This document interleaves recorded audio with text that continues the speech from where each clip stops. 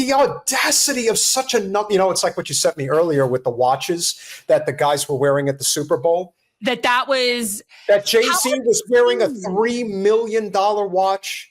How obscene was that, though? It's obscene.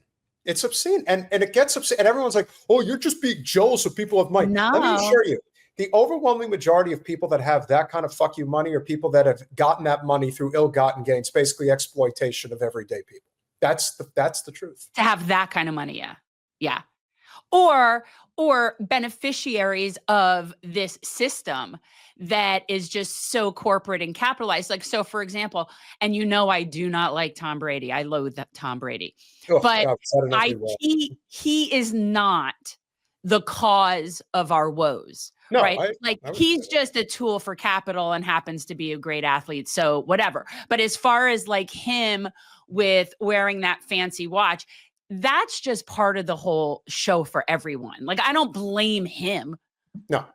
What I will say, and is without question, in my opinion, perhaps the best part of the Super Bowl from last night was actually Kendrick Lamar's halftime show. And no, I'm not talking about his performance because, frankly, it wasn't that impressive. And half the time I couldn't understand what he was saying.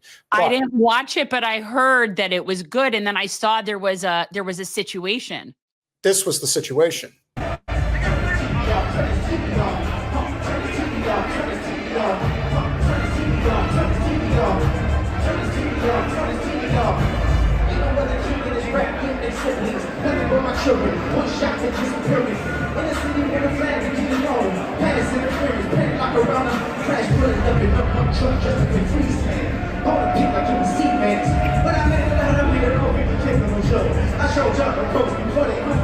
I heard about it.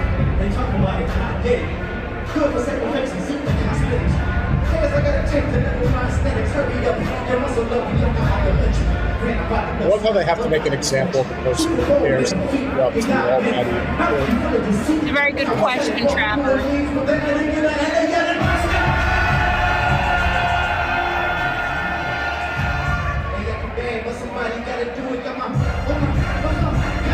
We don't have to watch this anymore. I like the Palestinian flag part. I appreciate that, but I don't need to see. If I'd wanted to watch the halftime show because of that, I would have. Yeah, the halftime show was, like I said, I watched it because I wanted to get an idea of, on the one hand, you've got people saying that the performance was amazing and incredible, and he did all this. It's your genre. It's just not my genre. I guess if you like hip hop, yes, but even then, it's like I like some hip hop. It's not like I'm devoid. It's not my vibe. It's not my thing. I don't hate it. I don't mind it. Like, it's not like a problem for me. The last amazingest halftime show that I remember watching was Prince. So that was the best. In the Rain was the best. Well, that's considered the greatest halftime show that was ever done. And then also I really did love Paul McCartney, but that's, there's a few that have really stood out to me, but for the most part, and really I would say increasingly over the past 10 years for me, my consciousness of the world, like my global consciousness, it causes me to find the spectacle and the corporatism and the militarism of the Super Bowl in particular, but like big celebrity, star-studded, fancy things. I have such a disdain for that I really don't want to participate in it. I do like watching good football. But that whole aspect of it wasn't good. That was only good football on one side of the ball last night. Yes, it was not. Well, that's why I told you I had it on, but it was on mute. I was listening to something else while it was on, just so I follow the score. But the halftime spectacle is such part of this commercial corporatization vibe. So really, unless it's somebody that I really, really like, I just don't watch it. Just like I don't want to watch the ads either. It grosses me out. And I listen, honestly, I did my best to kind of understand the lyrics that he was saying. And I would say that the last, it was like 12, 13 minutes long was the actual halftime show. And I would say that the last 3 to 4 minutes was really when it was good, if that's how you want to describe it. And my guess is that that's when that the guy actually pulled out the flag, which is great. but I'm telling you, if you watched it, and unless you're a diehard hardcore hip hop fan, and even then, I would question how much you could comprehend what Kendrick was actually saying. Oh, anybody over the age of 30 could not understand a word he was saying. And then there were people that got extremely defensive about it, which only goes to show you just how we're such a self-centered culture that when people have a criticism of Kendrick Lamar that is legitimate, like, I don't need to see a halftime show of a guy who I clearly am not familiar with and I don't understand what he's saying, and then you get defensive about it. Oh, his performance was incredible. What the hell are you talking? You're just an ignorant old idiot. And it's like, that's the instant gratification of our culture that makes it so distasteful to even want to participate in the whole Colanello, for you, maybe. For you. Here's the thing. Here's the thing, okay?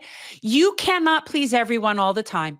So every year, there is going to be people that really like the halftime show and people that really don't. Colanello, I wouldn't know a song of his if it was like blasting in my ears. I would have no idea. However, I didn't watch it. I have no negative commentary. I don't know this person. I don't know his music. It seemed like a kind of fun vibe. I wasn't particularly caring to hear the lyrics. It doesn't matter to me. If I were there, I'd be vibing. If I were there, I'd be vibing no matter who it was. Yeah. And I just, yeah. I'm not saying it was a bad performance. Like, I'm not saying that. You just didn't understand what he was saying. Now, a lot of that, I think, has to do with production and stuff. I don't know enough about it to comment whether it has to do with him, production, sound quality, the lyrics. Like, I don't know. I'm out of my element. Okay, Donnie, we'll sit in the corner while you're at it. We're talking about Kendrick Lamar. I know the name. That's all I know. I don't know. The most important thing to take away from his performance is the fact that he did address the fact that we have a lot of problems here in this country. That was definitely shown through in the whole presentation, I would say. And then, of course, the fact that somebody had the gall to actually get up there with a Palestinian flag. And do you know who that was? Yeah, apparently he's a guy. So how about this? I looked into it. It's not. So how about this? No, it's not. So in terms of trivia, this is interesting. So his name is slipping me right now. Samir and one other person had messaged me that they go to the Our friend Samir? Yeah. So apparently this guy who held up the flag goes to the same mosque that they go to in Miami. The Miami Gardens Mosque? Yeah. Mm-hmm. That's where the guy's from. Mm-hmm. Huh. Telling you, man, that community, they all know each other.